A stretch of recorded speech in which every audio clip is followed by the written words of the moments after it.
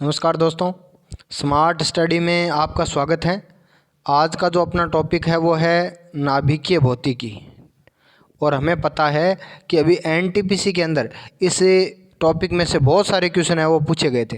अभी एनटीपीसी का जो एग्ज़ाम हुआ था, पीछे के जितने भी एग्ज़ाम हुए थे, इनके अंदर इस टॉपिक में से है वो बहुत सारे क्वेश्चन है वो पूछे गए थे। तो आज हम जो है वो इस टॉपिक में बनने वाले महत्वपूर्ण क्वेश्चनों को है वो डिस्कस कर लेंगे। तो जितने भी विद्यार्थी है वो जल्दी से लाइव आ जाइए ताकि अपना वो सेशन को स्टार्ट कर सकें। ठीक है, जल्दी से सभी विद्यार्थी है वो लाइव जुड़ जाइए। चलिए, अपना पहला क्वेश्चन है कि साइक्लोट्रॉन का उपयोग है वो किसको गति प्रदान करने में किया जाता है। दीजिए जवाब।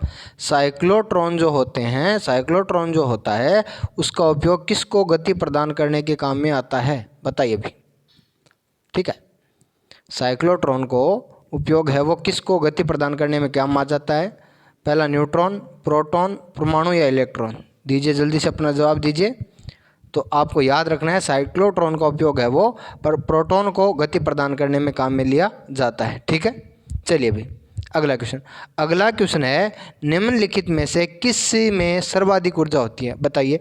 नीचे जो विकिरणें दी गई है इनमें से सबसे ज़्यादा ऊर्जा है वो किस में होती है। दृश्य विकिरण में होती है, एक्स किरण में होती है, अल्ट्रावायलेट में होती है या अवरक्त किरणों में होती है, बताइए भाई। निम्नलिखित में से सबसे ज़्यादा ऊर्जा है वो किस किरण के अंदर होती है। दृश्य प्रकाश, दृश्य विकिरण के अंदर, एक्स किरणों के अंदर, अल्ट्रावायलेट के अंदर या अवरक्त विकिरण के अंदर। ठीक है, ये सीधा क्वेश्चन है वो आरआरबी ग्रुप डी 2018 के अंदर आपसे पूछा गया है, ये का यही क्वेश्चन। बताइए, आप जल्दी से इसका जवाब दीजिए। ठीक है, तो अपन कहेंगे कि इसके अंदर सबसे ज़्यादा जो ऊर्जा वाली विकिरण है वो है एक्स किरण। ठीक है, चलिए भाई अगला क्वेश्चन है सूर्य पर ऊर्जा का निर्माण होता है, बताइए। सूर्य के ऊपर जो ऊर्जा बनती है लगातार वो किस अभिक्रिया के द्वारा बनती है। नाभिकीय संलयन, नाभिकीय विखंडन, ऑक्सीकरण अभिक्रिया या अपचयन अभिक्रिया। ठीक है, ये तो क्वेश्चन एग्जाम के अंदर बहुत बार पूछा गया है, तो इसको तो आप जल्दी से है वो जवाब दे ही दो। इस क्वेश्चन का तो आप जल्दी से जवाब दे दो। नाभिकीय संलयन, नाभिकीय विखंडन। ठीक है, देखिए दो शब्द यहाँ इस टॉपिक के इम्पोर्टेंट होते हैं। एक तो शब्द होता है संलयन और एक शब्द होता है विखंडन। ठीक है, आपको हमेशा याद रखना है संलयन का मतलब होता है जुड़ना और विखंडन का मतलब होता है टूटना। संलयन का मतलब होता है हल्के परमाणुओं का जुड़ना और विखंडन का मतलब होता है भारी परमाणुओं का टूटना। ठीक है, तो इसका सही जवाब हो जाएगा नाभिकीय संलयन। ठीक है, सूर्य की ऊर्जा का जो स्रोत है वो कौन सी अभिक्रिया है, नाभिकीय संलयन है। ठीक है, चलिए भाई अगला है तारे अपनी ऊर्जा किस प्रकार प्राप्त करते हैं, बताइए भाई। तारे जो होते हैं वो अपनी ऊर्जा है वो किस प्रकार प्राप्त करते हैं। ठीक है, नाभिकीय संलयन, गुरुत्व संकुचन, उपयुक्त दोनों या नाभिकीय विखंडन। ठीक है, तारे अपनी ऊर्जा है वो किस प्रकार प्राप्त करते हैं। ठीक है, तो इसका सही जवाब क्या हो जाएगा, इसका सही जवाब हो जाएगा नाभिकीय संलयन और गुरुत्व संकुचन, उपयुक्त दोनों। ठीक है, चलिए अगला क्वेश्चन है एक कृत्रिम उपग्रह में विद्युत ऊर्जा का स्रोत क्या होता है। एक कृत्रिम उपग्रह में विद्युत ऊर्जा का स्रोत क्या होता है। सौर सेल, लघु नाभिकीय रिएक्टर, डायनमो, थर्मोपाइल। ठीक है, कृत्रिम उपग्रह को अपने को पता है कि उसके अंदर यदि हम बैटरी आवेशित करके देंगे तो कुछ समय बाद है वो निरावेशित हो जाएगी। तो ऐसा कौन सा और विद्युत ऊर्जा का स्रोत उसके अंदर होना चाहिए जिससे उसको लगातार है वो वातावरण से ऊर्जा मिल सके। ठीक है, दीजिए जवाब। ठीक है, तो इसका सही जवाब हो जाएगा सौर सेल। अपने को पता है कि सौर सेल जो होते हैं वो सूर्य के प्रकाश से क्या होते हैं, चार्ज होते हैं। ठीक है, और ये सौर ऊर्जा को विद्युत ऊर्जा के अंदर बदलते हैं जिससे कृत्रिम उपग्रह वो लगातार काम करता रहता है। ठीक है, तो ये क्वेश्चन भी कई बार एग्जाम के अंदर पूछा गया, तो आपको याद रखना है कि कृत्रिम उपग्रह के अंदर है वो विद्युत ऊर्जा का स्रोत क्या होता है, सौर सेल होता है। ठीक है, चलिए भाई अगला क्वेश्चन है निम्नलिखित में से कौन सा तत्व है सौर सेलर में और उपयोग किया जाता है, बताइए भाई। ये बहुत अच्छा क्वेश्चन है, आपसे ये क्वेश्चन पूछा गया है कि जो सौर सेल होते हैं या अपन कह सकते हैं सौर पैनल। ठीक है, उसके अंदर सबसे ज़्यादा काम में लिए जाने वाला तत्व कौन सा है। सिलिकॉन, सीरियम, वेनेडियम या स्टेडियम, बताइए। सिलिकॉन, सीरियम, वेनेडियम या स्टेडियम। ठीक है, तो इसका सही जवाब हो जाएगा सिलिकॉन। ठीक है, आपको याद रखना है सिलिकॉन जो है वो सौर पैनल के रूप में काम में लिया जाता है, और अपने को पता है कि सिलिकॉन क्या होता है, एक अर्धचालक होता है। सिलिकॉन क्या होता है, एक अर्धचालक होता है, और अपने को पता है कि अर्धचालकों का जब ताप बढ़ाया जाता है तो इनकी विद्युत प्रतिरोध क्या हो जाता है, कम हो जाता है। ठीक है, और जिससे आवेशों का प्रवाह है जल्दी से हो सकता है। ठीक है, चलिए भाई अगला क्वेश्चन है प्रकाश वोल्टेज सेल संबंधित होते हैं। बताइए भाई, प्रकाश वोल्टेज सेल या इनका नाम कई जगह सीधा है वो फोटो वोल्टेज सेल भी आता है। तो बताइए किससे संबंधित होते हैं? सौर सेल से संबंधित होते हैं, तापीय सेल से संबंधित होते हैं, सल्फर सेल से, या मोलर सेल से? दीजिए जवाब। ये क्वेश्चन एग्जाम के अंदर सीधे है, वो ऐसे कैसे पूछे गए हैं, तो आप जल्दी से इसका जवाब दीजिए कि प्रकाश वोल्टेज सेल है वो किससे संबंधित होते हैं। ठीक है, तो इसका सही जवाब क्या हो जाएगा? सौर सेल से संबंधित होते हैं। ठीक है, फोटो जहाँ भी शब्द आए उसका मतलब होता है प्रकाश, आपको याद रखना है। ठीक है, अपने को पता है कि फोटोसिंथेसिस का मतलब होता है प्रकाश संश्लेषण। ठीक है, तो इसका कई जगह नाम सीधा आता है फोटो वोल्टेज सेल। ठीक है, चलिए अगला क्वेश्चन है यूरेनियम विखंडन की प्रक्रिया को जारी रखने के लिए और किस कण की आवश्यकता होती है? देखिए, अपने को पता है यूरेनियम जो है वो क्या, एक नाभिकीय ईंधन है। क्या है ये? एक नाभिकीय ईंधन है, और ये लगातार क्या करता है, टूटता रहता है। ठीक है, जिससे ऊर्जा का निर्माण होता है। यहाँ देखो शब्द आया विखंडन, विखंडन का मतलब होता है टूटना। ठीक है, अब आपसे क्वेश्चन ये पूछा गया है कि यूरेनियम के विखंडन को जारी रखने के लिए किस कण की आवश्यकता होती है, तो आप जल्दी से इसका जवाब दे दीजिए। बहुत ही अच्छा क्वेश्चन है, इलेक्ट्रॉन, प्रोटॉन, न्यूट्रॉन या पॉजिट्रॉन? बताइए, इलेक्ट्रॉन, प्रोटॉन, न्यूट्रॉन या पॉजिट्रॉन? ठीक है, अब आपको मैं एक बहुत अच्छा क्वेश्चन बताता हूँ। नाभिकीय और नाभिकीय अभिक्रिया के अंदर यदि आपसे और इस प्रकार का कोई भी कण का क्वेश्चन बनता हो तो उसका ज़्यादातर जवाब क्या होगा? न्यूट्रॉन ही होगा। ठीक है, तो आपको याद रखना है कि यूरेनियम के विखंडन की प्रक्रिया को जारी रखने के लिए काम में आने वाले कण का नाम है न्यूट्रॉन है। ठीक है, चलिए भाई अगला क्वेश्चन है परमाणु रिएक्टर क्या होता है? बताइए भाई, परमाणु रिएक्टर जो है वो क्या होता है? परमाणु बम निर्माण स्थल होता है, बाहरी जल का स्रोत होता है, यूरेनियम का उत्सर्जक होता है, या नाभिकीय भट्टी होती है? बताइए, परमाणु रिएक्टर क्या होता है?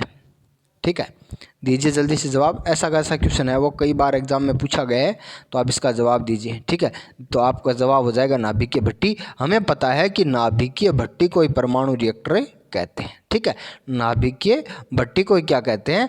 परमाणु रिएक्टर कहते हैं। ठीक है, चलिए भाई अगला क्वेश्चन है भारत के अंदर प्रचुर मात्रा में पाए जाने वाला महत्वपूर्ण ईंधन कौन सा है? ठीक है, बताइए, यूरेनियम, थोरियम, इंडियम या प्लूटोनियम? ठीक है, भारत के अंदर है वो इनमें से कौन सा नाभिकीय ईंधन है वो प्रचुर मात्रा के अंदर पाया जाता है? ठीक है, ये सारे क्या है? ये है नाभिकीय ईंधन। ठीक है, जिनको नाभिकीय भट्टियों के अंदर ऊर्जा बनाने में इनका उपयोग किया जाता है। अब आप क्वेश्चन ये बताइए कि इनमें से कौन सा है जो भारत के अंदर सबसे ज़्यादा प्रचुर मात्रा में पाया जाता है? ठीक है, दीजिए जवाब। यूरेनियम, थोरियम, इरिडियम या फिर प्लूटोनियम? ठीक है, तो इसका सही जवाब हो जाएगा थोरियम। भारत में पाए जाने वाला सबसे ज़्यादा पाए जाने वाला नाभिकीय तत्व जो है, नाभिकीय ईंधन है वो कौन सा है? थोरियम है। ठीक है, चलिए भाई अगला क्वेश्चन है किसका परमाणु है वो ईंधन के रूप में प्रयोग नहीं किया जाता? बताइए भाई, यूरेनियम, प्लूटोनियम, थोरियम और लेड? बताइए, इन चारों में से कौन सा ऐसा है जिसका परमाणु है वो ईंधन के रूप में उपयोग नहीं किया जा सकता? यूरेनियम, प्लूटोनियम, थोरियम या लेड? जल्दी से दीजिए जवाब। ठीक है, तो इसका सही जवाब क्या हो जाएगा? इसका सही जवाब हो जाएगा लेड। अपने को पता है यूरेनियम, थोरियम और प्लूटोनियम जो तीनों है इनका उपयोग नाभिकीय भट्टियों के अंदर किया जाता है, लेकिन लेड का उपयोग नहीं किया जाता है। ठीक है, आपको एक क्वेश्चन यहाँ पर यह भी याद रखना है कि यूरेनियम का जब नाभिकीय विखंडन होता है तो इसका अंतिम उत्पाद होता है लेड। ठीक है, ये क्वेश्चन भी एग्जाम के अंदर कई बार पूछा गया, तो आपको याद रखना है कि यूरेनियम का जब नाभिकीय विखंडन होता है तो इसका अंतिम उत्पाद क्या होता है? लेड होता है। ठीक है, चलिए अगला क्वेश्चन है हाइड्रोजन बम जो है वो किस सिद्धांत पर आधारित है? बताइए भाई, हाइड्रोजन बम जो है वो किस सिद्धांत पर आधारित है? ठीक है, नियंत्रण संलयन अभिक्रिया, अनियंत्रित संलयन अभिक्रिया, नियंत्रित विखंडन अभिक्रिया या अनियंत्रित विखंडन अभिक्रिया। ठीक है, बताइए। अपने को पहली बात तो ये पता है कि हाइड्रोजन बम जो होता है वो संलयन अभिक्रिया पर आधारित होता है। अब बताइए वो नियंत्रित होती है या अनियंत्रित होती है। ठीक है, तो इसका सही जवाब हो जाएगा अनियंत्रित संलयन अभिक्रिया। ये क्वेश्चन एग्जाम में सीधा का सीधा इसी प्रकार से पूछा गया, तो आपको यहाँ पे ये रट लेना है। ठीक है, चलिए भाई अगला क्वेश्चन है, भारत का प्रथम परमाणु संयंत्र निम्न में से कौन सा है? दीजिए जवाब। भारत का जो प्रथम परमाणु संयंत्र है वो निम्न में से कौन सा है? नरोरा, कल्पकम, तारापुर या फिर अपन कह सकते हैं राउतभाटा। बताइए भारत का पहला परमाणु संयंत्र है वो कौन सा है? ठीक है, आजकल एग्जाम के अंदर जो है वो ये परमाणु संयंत्र से संबंधित है वो क्वेश्चन है, वो सीधे के सीधे है वो पूछे जाते हैं, तो आपको याद ही कर लेना। देखिए अपने को होता है भारत का पहला जो परमाणु संयंत्र है वो है तारापुर। ठीक है, और ये कहाँ पर है? ये है महाराष्ट्र में। तारापुर कहाँ पर है? महाराष्ट्र के अंदर है। अपने को पता है नरोरा कहाँ है? नरोरा है उत्तर प्रदेश के अंदर। नरोरा कहाँ है? उत्तर प्रदेश के अंदर है। और कल्पकम जो है वो है तमिलनाडु के अंदर। कल्पकम कहाँ है? तमिलनाडु के अंदर है। और राउतभाटा जो है वो है राजस्थान के अंदर। राउतभाटा कहाँ है? राजस्थान के अंदर है। तो आपको ये याद रखने हैं। इसके अलावा यदि अपन बात करें तो एक है काकरापार। काकरापार जो है वो कहाँ पर है? गुजरात के अंदर है। एक है केगा, और केगा कहाँ है? केगा है कर्नाटक के अंदर। और एक है कुडनकुलम।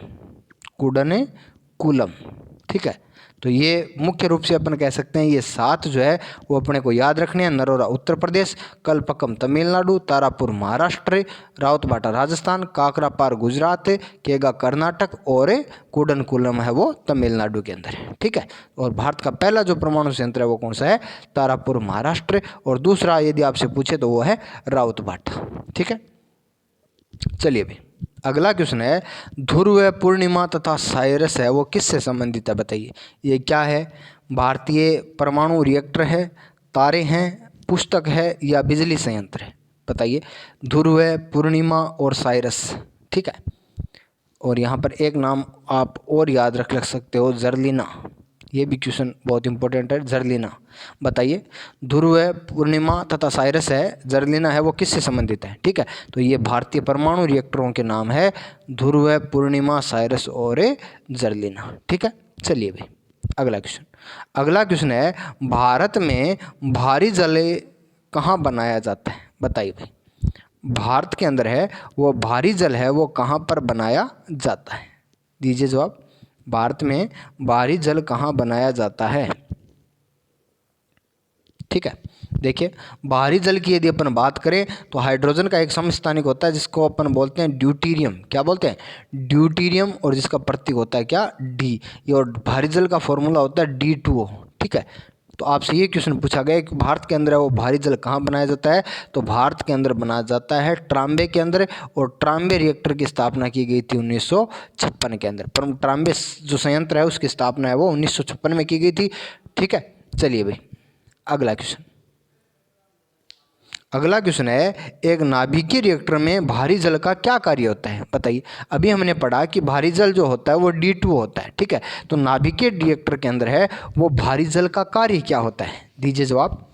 न्यूट्रॉन की गति को कम करना, न्यूट्रॉन की गति को बढ़ाना, रिएक्टर को ठंडा करना या नाभिकीय अभिक्रिया को रोकना। ठीक है, दीजिए जवाब। हमने अभी पढ़ा था कि नाभिकीय अभिक्रिया के अंदर मुख्य जो कण होता है जो विखंडन को प्रारंभ करता है या विखंडन में सहायक होता है वो होता है न्यूट्रॉन। ठीक है, तो भारी जल का उपयोग जो है वो अपने को पता है मंदक के रूप में होता है। और मंदक का मतलब क्या होता है? कम करना होता है। तो इसका सही जवाब हो जाएगा न्यूट्रॉन की गति को कम करना। ठीक है, चलिए भाई अगला क्वेश्चन है, रेडियोधर्मी उत्सर्जित पदार्थ। बताइए रेडियोधर्मी पदार्थ है वो उत्सर्जित करता है। बताइए कोई भी रेडियोधर्मी पदार्थ होते हैं वो कौन सी किरणें उत्सर्जित करती है? अल्फा, बीटा, गामा या उपयुक्त सभी? दीजिए जवाब। कोई भी रेडियोधर्मी जो पदार्थ है वो कौन सी किरणें उत्सर्जित करता है? अल्फा, बीटा, गामा या उपयुक्त सभी? ठीक है। तो आप कहोगे इसका सही जवाब हो जाएगा उपयुक्त सभी अल्फा बीटा और गामा। अल्फा बीटा और गामा आपको याद रखना है। अल्फा धनावेशित होती है, बीटा ऋणावेशित होती है और गामा वो जो किरणें होती है वो उदासीन होती है। इसी कारण इनकी भेदन क्षमता जो होती है वो सबसे ज़्यादा होती है। ये क्वेश्चन आपसे एग्जाम में सीधा पूछा जाता है, सबसे ज़्यादा भेदन क्षमता किसकी होती है? गामा किरणों की होती है। ठीक है, चलिए भाई अगला क्वेश्चन आपसे पूछा गया है, नाभिकीय भट्टी के अंदर है वो मंदक के रूप में उपयोग किया जाता है। बताइए भाई, नाभिकीय भट्टी के अंदर है वो मंदक के रूप में किसका प्रयोग किया जाता है? ग्रेफाइट, भारी जल, उपयुक्त दोनों या रेडियम? दीजिए जवाब। देखिए, नाभिकीय भट्टी से संबंधित दो क्वेश्चन बनते हैं, एक तो बनता है मंदक का और एक पूछा जाता है आपसे नियंत्रक छड़ का। ठीक है, नियंत्रक छड़ें जो होती है वो किसकी बनी होती है? बताइए। ठीक है, तो अपने को याद रखना है कि मंदक के रूप में तो उपयोग किया जाता है किसका? ग्रेफाइट और भारी जल का। ठीक है, ग्रेफाइट और भारी जल का इसके अंदर उपयोग किया जाता है। और नियंत्रक छड़ों के रूप में अपने को याद रखना है, एक तो अपने को कैडमियम की छड़ें और एक बोरोन की छड़ें हैं, वो नियंत्रक छड़ों के रूप में काम में ली जाती है। ठीक है, तो इसका सही जवाब हो जाएगा उपयुक्त दोनों, ग्रेफाइट और भारी जल। ठीक है, चलिए भाई अगला क्वेश्चन है, प्रकृति में सबसे सशक्त बल कौन सा है? प्रकृति में सबसे मजबूत बल कौन सा है? विद्युत बल है, गुरुत्व बल है, नाभिकीय बल है या चुंबकीय बल है? बताइए भाई, प्रकृति के अंदर जो है वो सबसे मजबूत बल कौन सा होता है? दीजिए इसका जवाब। बहुत अच्छा क्वेश्चन है, बताइए। विद्युत बल, गुरुत्व बल, नाभिकीय बल या चुंबकीय बल? ठीक है, तो इसका सही जवाब हो जाएगा नाभिकीय बल। ठीक है, नाभिकीय बल जो होता है वो सबसे मजबूत बल होता है। चलिए अगला क्वेश्चन है, सूर्य से होने वाली ताप नाभिकीय अभिक्रिया के लिए मूल ईंधन क्या होता है? बताइए। सूर्य के अंदर अपने को पता है कि संलयन अभिक्रिया होती है। ठीक है, और संलयन का मतलब होता है जुड़ना, और जुड़ते कौन से हैं? जुड़ते हैं जो छोटे परमाणु होते हैं वो जुड़ते हैं। ठीक है, बड़े परमाणु है वो टूटते हैं, उनमें विखंडन अभिक्रिया होती है। तो इसका सही जवाब क्या होगा? जल्दी से अपना जवाब दीजिए आप। सूर्य से होने वाली ताप नाभिकीय अभिक्रियाओं के लिए मूल ईंधन क्या है? तो इसका सही जवाब हो जाएगा हाइड्रोजन। ठीक है, इसका अपने को पता है हाइड्रोजन। ठीक है, इसको सूर्य का और मुख्य ईंधन भी कहा जाता है। चलिए अगला क्वेश्चन है, नाभिकीय ऊर्जा का मापन निम्न में से होता है। बताइए भी, नाभिकीय ऊर्जा का जो मापन है वो निम्न में से किसके द्वारा किया जाता है? Mega electron volt, megawatt, mega joule या इनमें से कोई नहीं? ठीक है, ये क्वेश्चन एग्जाम के अंदर है, वो सीधा पूछा गया क्वेश्चन है। तो आप बताइए, नाभिकीय ऊर्जा का मापन निम्न में से होता है mega electron volt, megawatt, mega joule? ठीक है, तो इसका सही जवाब हो जाएगा मेगा इलेक्ट्रॉन वोल्ट। नाभिकीय ऊर्जा का मापन किस में किया जाता है? मेगा इलेक्ट्रॉन वोल्ट में किया जाता है। अपने को पता है ऊर्जा का मात्रक होता है इलेक्ट्रॉन वोल्ट। ठीक है, तो मेगा इलेक्ट्रॉन वोल्ट के अंदर किया जाता है किसका? नाभिकीय ऊर्जा का मापन। ठीक है, चलिए अभी अगला क्वेश्चन है, रेडियो एक्टिविटी से अल्फा बीटा गामा किरणें निकलती है, इनमें से सबसे ज़्यादा भेदन क्षमता किसकी होती है? बताइए, दीजिए जवाब। अभी हमने पढ़ा था कि जब रेडियो सक्रियता होती है उससे अल्फा बीटा और गामा किरणें निकलती है, इनमें से सबसे ज़्यादा भेदन क्षमता किसकी होती है? बताइए, अल्फा की, बीटा की, गामा की या निम्न में से कोई नहीं? दीजिए जवाब। ठीक है, अभी हमने पढ़ा कि अल्फा जो होती है उनके ऊपर धनावेश होता है, बीटा के ऊपर ऋणावेश होता है और गामा किरणें जो होती है वो क्या होती है? उदासीन होती है। और अपने को पता है कि उदासीन यदि किरणें होगी तो उनमें मार्ग में किसी भी प्रकार का विचलन नहीं होगा और बिना विचलन के चलने वालों किरणों की वो भेदन क्षमता सबसे ज़्यादा होगी। ठीक है, चलिए भाई अगला क्वेश्चन है, नाभिकीय रिएक्टर के अंदर न्यूट्रॉन को शोषित करने वाला तत्व कौन सा है? ठीक है, अभी हमने पढ़ा था कि न्यूट्रॉन जो है वो नाभिकीय अभिक्रिया के अंदर काम आने वाला कण है, या नाभिकीय अभिक्रिया को जारी रखने वाला कण कौन सा है? न्यूट्रॉन होता है। ठीक है, अभी हमने एक क्वेश्चन ये भी पढ़ा था कि नियंत्रक छड़ें वो होती है जो न्यूट्रॉन को क्या करती है? कंट्रोल करती है। और अभी ने पढ़ा था कि भारी जल और ग्रेफाइट का उपयोग है वो मंदक के रूप में किया जाता है। और नियंत्रक छड़ों के लिए एक तो तत्व मैंने आपको बताया था बोरॉन, और दूसरा कौन सा होगा? बताइए जल्दी से, दूसरा कौन सा होगा? तो इसका सही जवाब हो जाएगा कैडमियम। ठीक है, नियंत्रक छड़ें बोरॉन की भी बनी होती है और कैडमियम की बनी भी होती है। ठीक है, चलिए अगला क्वेश्चन है, रेडियो सक्रियता का एसआई मात्रक क्या होता है? ठीक है, देखिए रेडियो सक्रियता का एक मात्रक क्यूरी भी होता है, लेकिन आपसे पूछा गया है एसआई मात्रक, तो जल्दी से इसका जवाब दीजिए। रेडियो सक्रियता का एसआई मात्रक क्या होता है? ठीक है, तो इसका सही जवाब हो जाएगा क्या? जल्दी से जवाब दीजिए। तो इसका सही जवाब हो जाएगा बेकेरेल। ठीक है, इसका एसआई मात्रक होता है बेकेरेल। ठीक है, चलिए भी अगला क्वेश्चन है, भारत में पोखरण में अपना और भूमिगत नाभिकीय परीक्षण किया था जिसका नाम, आपसे देखो पहला पूछा गया है, ठीक है, आपसे पहला पूछा गया तो इसका जवाब आप है वो सोच समझ के देना, ठीक है। अपने को पता है पोखरण के अंदर है वो 1974 के अंदर, ठीक है, और एक 1998 के अंदर, ये दो है वो भूमिगत है वो नाभिकीय परीक्षण किए गए, ठीक है। तो इसमें से आपको पहले का नाम पूछा गया है, 1998 में किया गया था, उसका नाम था ऑपरेशन शक्ति। लेकिन 1974 में जो पहला परमाणु भूमिगत परीक्षण किया गया था उसका क्या नाम था, दीजिए जल्दी से जवाब, ठीक है। तो इसका सही नाम हो जाएगा स्माइलिंग बुद्धा, ठीक है। भारत का पहला जो नाभिकीय परीक्षण था जो उसका नाम था स्माइलिंग बुद्धा, ठीक है। चलिए भाई अगला क्वेश्चन है, फादर ऑफ हाइड्रोजन किसे कहा जाता है, बताइए भाई। फादर ऑफ हाइड्रोजन, हमें पता है हाइड्रोजन बम की खोज है वो 1952 के अंदर होती है। कब होती है, 1952 के अंदर होती है। अब आपसे क्वेश्चन पूछा गया है कि हाइड्रोजन बम का और फादर किसको कहा गया, ठीक है। अपने को पता है ओटो हॉर्न ने किसकी खोज की थी, परमाणु बम की खोज की थी। परमाणु बम की खोज है वो किसने की थी, ओटो हॉर्न ने। और हाइड्रोजन बम की खोज किसने की थी, हाइड्रोजन बम की खोज की थी एडवर्ड टेलर ने, एडवर्ड टेलर ने। तो इसका सही जवाब क्या हो जाएगा, इसका सही जवाब हो जाएगा एडवर्ड टेलर, ठीक है। इसका सही जवाब क्या हो जाएगा, एडवर्ड टेलर हो जाएगा, ठीक है। चलिए भाई अगला क्वेश्चन है, भारत के प्रथम नाभिकीय भट्टी का क्या नाम था, बताइए भाई। भारत का प्रथम परमाणु संयंत्र हमने पढ़ा था कि तारापुर महाराष्ट्र के अंदर विकसित किया गया था। अब आपसे क्वेश्चन ये पूछा गया है कि भारत की प्रथम परमाणु भट्टी का क्या नाम था, अप्सरा, साइरस, पूर्णिमा या जर्लिना, दीजिए जवाब। भारत की प्रथम परमाणु भट्टी का क्या नाम था, ठीक है, दीजिए जल्दी से जवाब दीजिए आप।